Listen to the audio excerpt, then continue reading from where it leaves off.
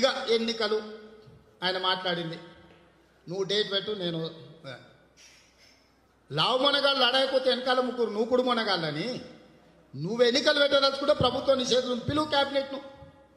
అందరు నీ తాబేదారులే కదా, బంట్రోతులే కదా, ఎవరికన్నా బుద్ధి ఉందా, జ్ఞానం ఉందా?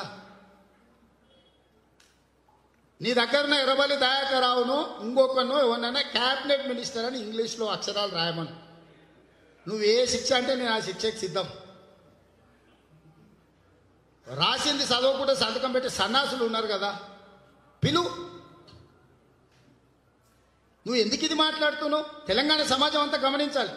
నిన్నమన్న ప్రశాంత్ కిషోర్ వచ్చిన తర్వాత వివిధ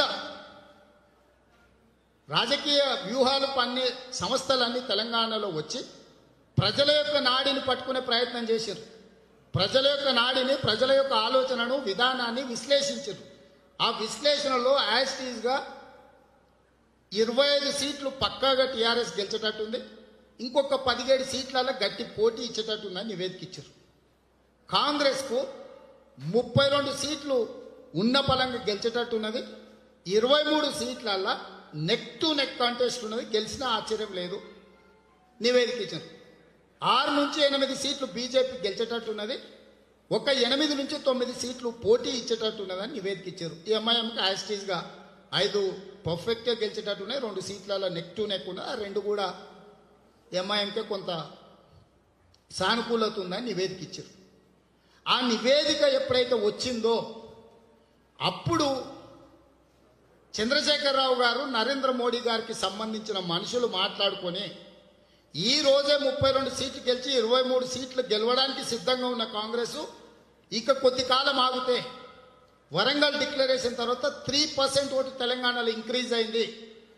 పర్సంటేజ్ వైజ్ కూడా నేను చెప్పదలుచుకున్న ఈరోజు 37 నుంచి 39% టీఆర్ఎస్ ఓటు ఉంది తెలంగాణలో, 30 నుంచి 32% కాంగ్రెస్ పార్టీకి ఓటు ఉంది, 11 నుంచి 13 మధ్యలో బీజేపీకి ఓటు ఉంది, 0.6% షర్మిల గారికి ఓటు ఉంది, 2.78% ఎంఐఎం ఓటు ఉంది.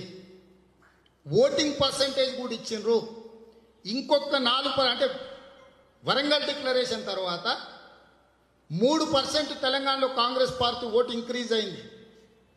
ఇది ట్రెమండస్ చేంజ్.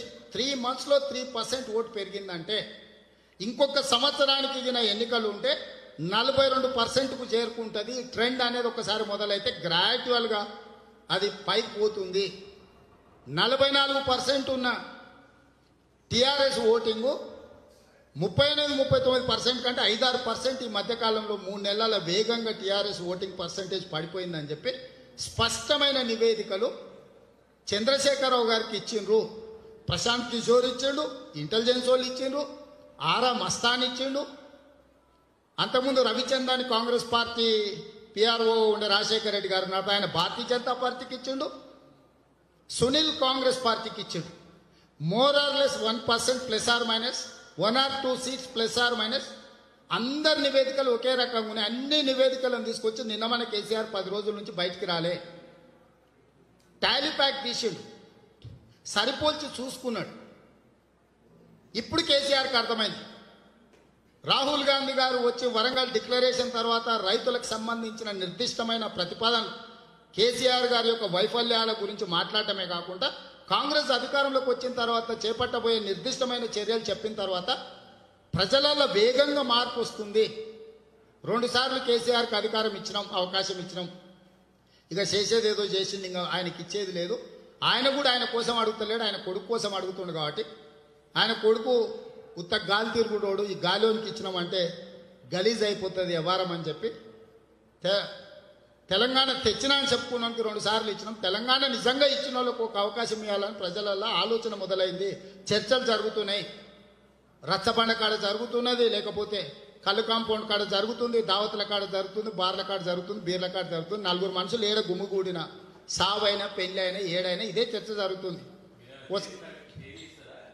చెప్తా తేదీ తప్పకుండా ఇస్తా. సో ఈ పరిస్థితుల్లో వాళ్ళిద్దరు కూడబలుకొని నేను అట్లంటా నువ్వు ఇట్లాను అని ఇద్దరు కలిసి నాటకాలు ఆడుతురు.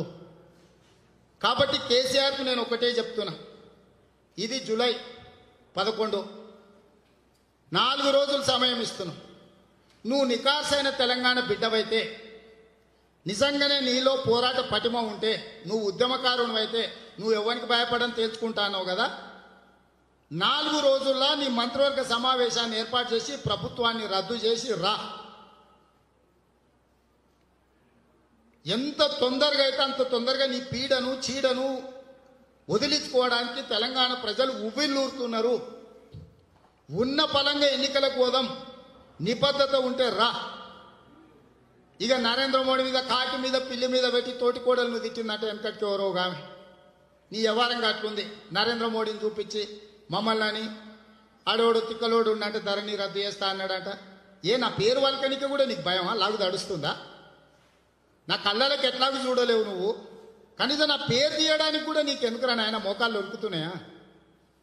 ఒకసారి నా పేరు తీసి చూడు. నీ దిక్కుమాల పార్టీ కంటే పెద్ద పార్టీకి నేను అధ్యక్షుడిని. ఏ మాత్రం రాజకీయ ఇంగితం లేదా నీకు? ఇంగిత జ్ఞానం లేదా? కేసీఆర్ అన్నం తింటలేవా? ప్రధాన ప్రతిపక్ష పార్టీ అయిన కాంగ్రెస్ పార్టీ అధ్యక్షుడు పేరు తీయడానికి కూడా నీకు భయం ఎందుకయా?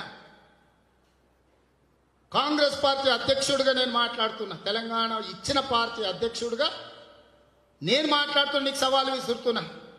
నువ్వు మునగానివైతే, నీ మీద నీ నాయకత్వం మీద నీకు నమ్మకం ఉంటే 4 రోజుల్లో నీ రాష్ట్ర ప్రభుత్వాన్ని రద్దు చేసి రా, ఎన్నికలకు పోదాం. 42,000 మంది బూత్ ఎన్రోలర్స్, 45 లక్షల సభ్యత్వాలతో ఈరోజు కాంగ్రెస్ పార్టీ ఉవ్విళ్ళూరుతుంది ఎన్నికలకు ఎప్పుడు పోదామని.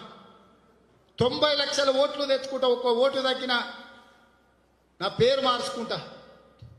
ఇవాళ చెప్తున్న ఈ తెలంగాణ రాష్ట్రంలో 90 లక్షల ఓట్లు తీసుకొచ్చి కాంగ్రెస్ పార్టీ ప్రభుత్వాన్ని ఏర్పాటు చేస్తాం. బరి గీసి కొట్లాడదాం. రా, నువ్వు వస్తావో నరేంద్ర మోడీ వస్తాడో, ఇద్దరు కలిసి రాండి. ఒక్కొక్కడు కాదు, ఇద్దరు కలిసి రాండి. 8 ఏళ్లలో ఆయన దుర్మార్గాల మీద, నీ దోపిడీ మీద ప్రజల దగ్గరకు వచ్చి నేను చెప్తా, మేమందరం చెప్తాం ప్రజలకు. హాయ్ ఫ్రెండ్స్, మా టుడే టుమారో యూట్యూబ్ ఛానల్ చూస్తున్నందుకు చాలా థ్యాంక్స్. మరిన్ని లేటెస్ట్ వీడియోస్ కోసం వెంటనే సబ్స్క్రైబ్ చేయండి. అలాగే ఈ బెల్ ని కూడా రింగ్ చేసేయండి. మా నోటిఫికేషన్స్ అన్ని మీ మొబైల్లో వస్తాయి.